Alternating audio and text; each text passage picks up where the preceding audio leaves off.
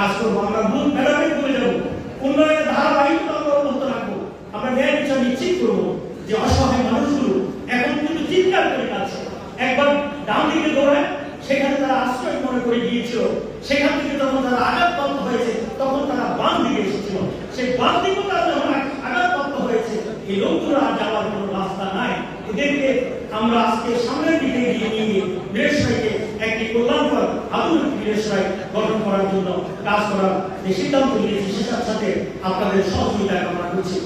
বিপ্লবের স্বপ্ন দেখছে মানুষ এদিকে দলে আসছে, আমি আপনাদেরকে আহ্বান জানাবো, আমার নেতৃত্বকে আহ্বান জানাবো, হৃদয়টা উদার করুন, সাগর